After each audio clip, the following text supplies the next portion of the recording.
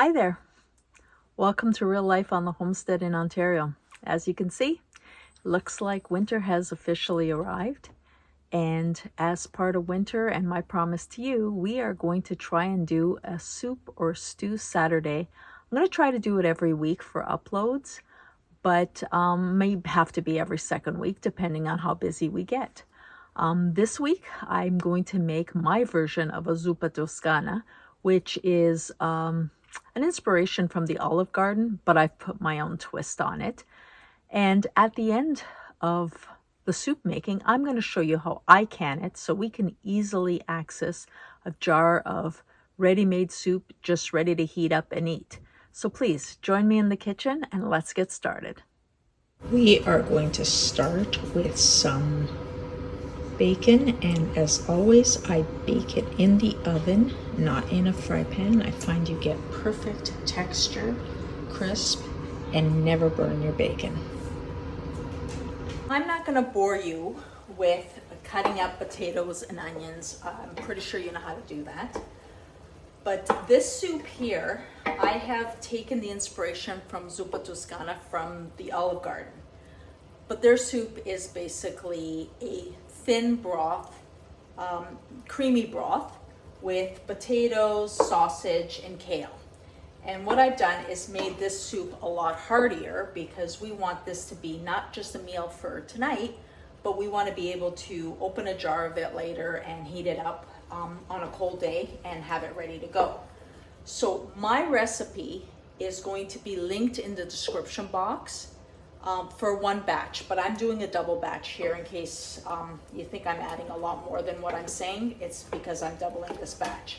So what you do is grab 4 tablespoons of butter and saute a good onion and 5 to 6 potatoes.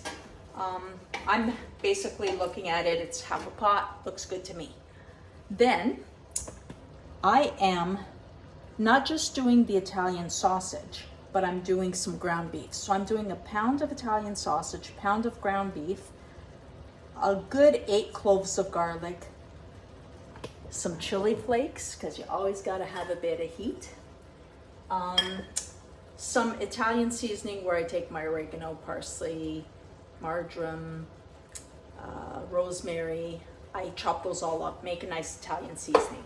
So once I have my potatoes just softened a bit, I'm going to add the ground meat. When I add them in, I'm trying to not take in the grease and the oils that have come from them. So I'm using a slotted spoon for this. Now I have my bacon cooking in the oven, and I've done a whole pound of bacon. And we're going to chop that up and add that in as well.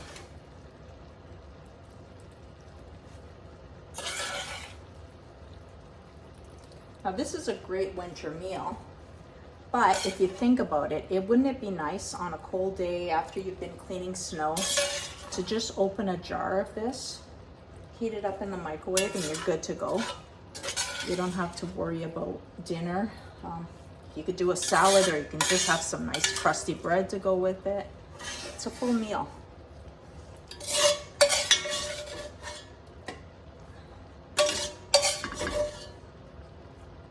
Now, salt and pepper, of course, is always to taste.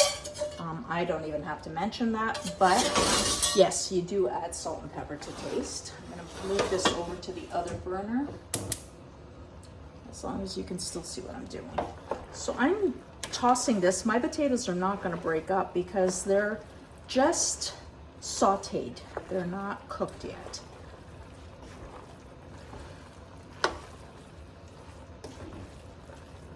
There we go. Now to this, I'm going to add some broth. The recipe, original recipe, not this recipe, but the original recipe asks for chicken stock, 6 cups. I'm thinking this is a pork-based meal. It's got pork sausage, there's some bacon in it. So I'm actually going to use some of our pork stock. This is from the pork that we harvested. The stock is beautiful. If I decide I want to add more liquid, I'll just add water. But you can absolutely use chicken stock or even vegetable stock. So I'm just gonna, this is all simmering nicely. So let me get these opened up. This is one of those very quick soups. It's just knowing what you need, having it ready to go, and going from there. Now I do have some, because this is like a bone broth, so I've got some sediment on the bottom, so I'm gonna pour gently, not to get the sediment off the bottom.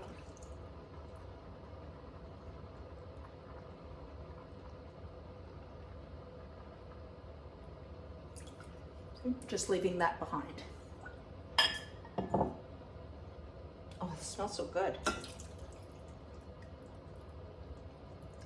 This gives a real rich flavor as well. Those two are in. See, I am thinking I don't even need to add, maybe I will add some water. I'm gonna add the kale first. Now, the kale is 4 cups of kale. And if you were with me before the storm hit, you know that I picked the rest of our kale for this year, and I have a full bushel basket. So instead of 4 cups, I'm actually doing, this is an 8-cup measure and it was completely full. So obviously I'm doing about 10 cups of kale. Like I said, I'm making a super hearty soup so that we can enjoy this later. Now, when you open a jar, if your soup's too thick, just water it down with a little bit of water. It's like when you buy canned soup and they tell you to add water. You could always do that later.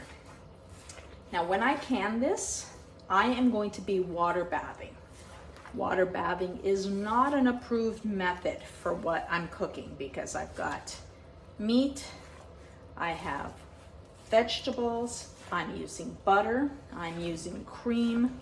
These are not approved canning things, but I've done it before. I've canned milk, I've canned butter, I've canned meat, I've canned vegetables, so I know I can do this. I just find that water bathing will keep the texture of the soup nicer, as well as it will be nice, more gentle on the cream, because we are going to be adding some whole cream to this. So let me just get some water. There we go. Now what do I got here? So for my double batch, I am doing 4 cups of water. Yeah, that's about right. So as you can see, my pot is very full.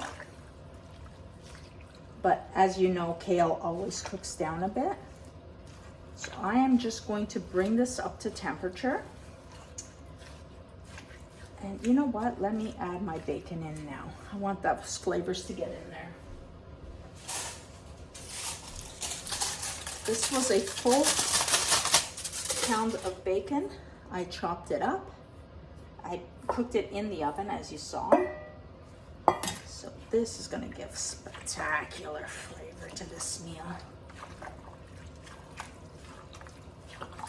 This is just, like I said, gonna come up to temperature. Once it comes up to temperature, I will add some whipping cream and then get it into my jars.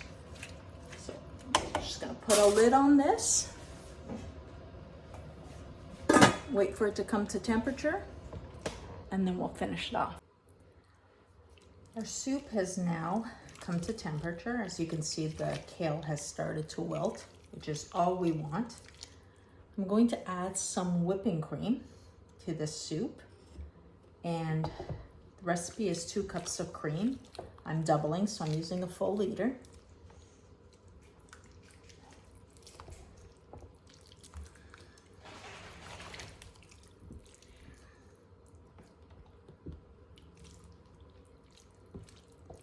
I'm just mixing it in slowly.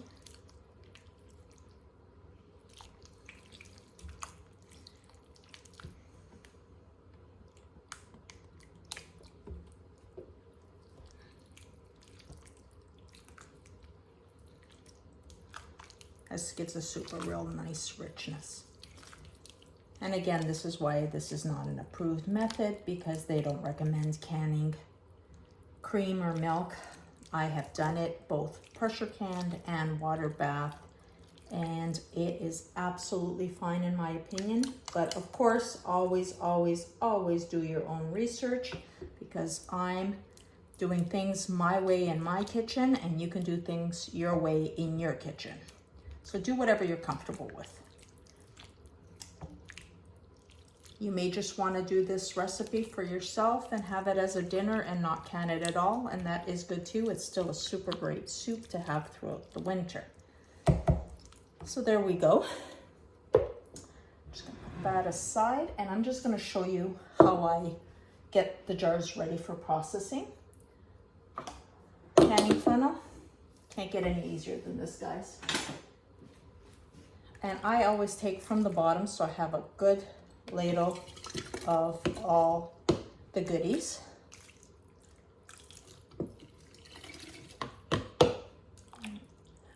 And the last ladle is always a little bit more liquid. This ladle is a 1 cup ladle, so it works really good for this. I kind of can guesstimate where I'm going to be at. And just making sure everything is in there.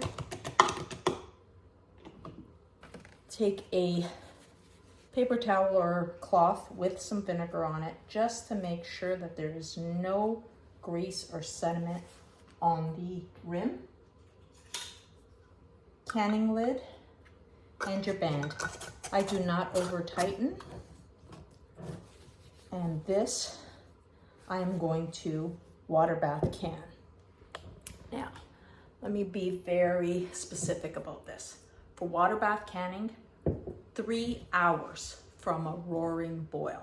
So when your water, not when it's simmering or it looks like it's gonna start to boil, when it's boiling, that's when you start your timing. 3 hours is your processing time, and then I just let it cool in the pot. If you're not comfortable doing water bath canning, you can pressure can this, because there is meat, automatically defaults to the meat time, which is 90 minutes of pressure. And then based on your altitude, we're at under 1,000 feet, we're doing 10 pounds of pressure. Check your elevation for your area. But like I said, I have canned milk before, I've canned butter, and I find that the process using a water bath canner rather than pressure canner is nicer texture on both the potatoes and the milk or cream. So I'm choosing to water bath can these for future use. The rest of the soup that we don't can, we're gonna have for dinner tonight. So I'm hoping that you'll try this recipe. It is hearty, it's delicious, and give me a comment on if you've tried it and if you liked it. And if you're enjoying the content, join us every Saturday or every second Saturday for Soup Saturdays, and like our videos, comment on them, share them, subscribe to our channel.